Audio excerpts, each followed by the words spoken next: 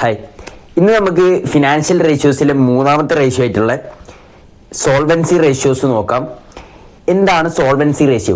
The ability of a company to pay off long term obligation. Long term obligations pay off ചെയ്ത് തീർക്കാനുള്ള എബിലിറ്റിക്കാണ് എന്ത് പറയാ, solvency എന്ന് പറയാം.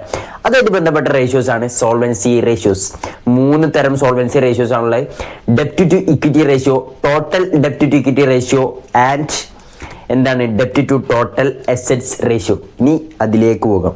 ഇനി നമുക്ക് ഡെപ്റ്റ് ടു ഇക്വിറ്റി റേഷ്യോ നോക്കാം. എന്താണ് ഡെപ്റ്റ് to equity ratio? Total ഡെപ്റ്റ് divide by total equity. എന്താണ് ഡെപ്റ്റ്? Long term obligation. എന്താണ് ഇക്വിറ്റി? Owners fund. ഇത് തമ്മിലുള്ള റിലേഷൻഷിപ്പാണ് ടോട്ടൽ ഡെപ്റ്റ് ടു ഇക്വിറ്റി റേഷ്യോ കണ്ടെത്തുന്നത്. ഓക്കെ, ഡെപ്റ്റ് കൂടുന്ന ഒരു കമ്പനിന്റെ റിട്ടേൺ ഏൺ ചെയ്യാനുള്ള എബിലിറ്റി കൂടും.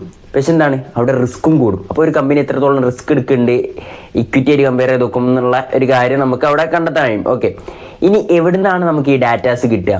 ബാലൻസ് ഷീറ്റിൽ നിന്നാണ് നമുക്ക് ഡെപ്റ്റും ഇക്വിറ്റിയും കളക്ട് ചെയ്യാൻ കഴിയുക. ഓക്കെ, ഇനി എന്താണ് ഒരു ഐഡിയൽ ഡെപ്റ്റ് ഇക്വിറ്റി റേഷ്യോ? എത്ര ഡെപ്റ്റ് ഇക്വിറ്റി റേഷ്യോ ഉണ്ടാവുന്നതാണ് നല്ലത്? അത് ആ കമ്പനി ഏത് ഇൻഡസ്ട്രിയിലാണോ അതിനനുസരിച്ചിരിക്കും. ഓരോ ഇൻഡസ്ട്രിയിലേക്ക് മാറും തോറും ഐഡിയൽ ഡെപ്റ്റ് ഇക്വിറ്റി റേഷ്യോ മാറും എന്നുള്ളതാണ് മനസ്സിലാക്കേണ്ടത്. ഇനി നമുക്ക് നെക്സ്റ്റ് റേഷ്യോയിലേക്ക് പോവാം. Next ratio long term ഡെപ്റ്റ് equity ratio. Long term ഡെപ്റ്റ് divide by total equity. Long term ഡെപ്റ്റ് എന്ന് പറഞ്ഞാൽ എന്താണ്? ലോങ് ടേമിൽ നമുക്ക് അടച്ചു വീട്ടാനുള്ള ഡെപ്റ്റ്, അതും ഇക്വിറ്റി നമ്മളുടെ റിലേഷൻഷിപ്പാണ് ഈ ഇക്വേഷനിൽ കാണിക്കുന്നത്. ഓക്കെ, അതായത് ഇവിടെ നമ്മൾ കോൺസെൻട്രേറ്റ് ചെയ്യുന്നത് ലോങ് ടേം ഡെപ്റ്റിലാണ്. നേരത്തെ നമ്മൾ ഡെപ്റ്റ് ടു ഇക്വിറ്റി റേഷ്യോയിൽ ടോട്ടൽ ഡെപ്റ്റാണ് കൺസിഡർ ചെയ്തെങ്കിൽ ഇവിടെ ലോങ് ടേം ഡെപ്റ്റിലാണ് കോൺസെൻട്രേറ്റ് ചെയ്യുന്നത്.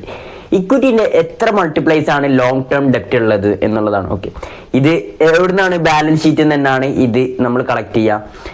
ഇനി അടുത്തത് എന്താണ് ഇതിന്റെ ഐഡിയൽ റേഷ്യോ? അതും നമ്മൾ നേരത്തെ പറഞ്ഞ പോലെ തന്നെ ഓരോ ഇൻഡസ്ട്രി അനുസരിച്ചിട്ട് മാറും എന്നുള്ളതാണ് മനസ്സിലാക്കേണ്ടത്. ഇനി ഡെപ്റ്റ് ടു ടോട്ടൽ അസറ്റ്സ് റേഷ്യോ.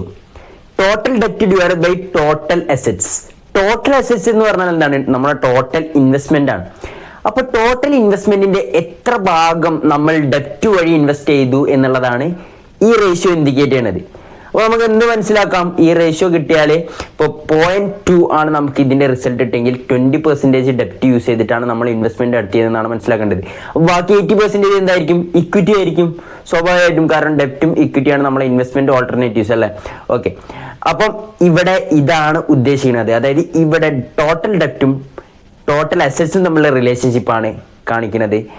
അതുവഴി ടോട്ടൽ ഇൻവെസ്റ്റ്മെന്റിന്റെ എത്ര ഭാഗം ഡെപ്റ്റ് വഴി ഇൻവെസ്റ്റ് ചെയ്തു എന്നുള്ളതാണ് ഇതിലൂടെ ഇൻഡിക്കേറ്റ് ചെയ്യുന്നത്.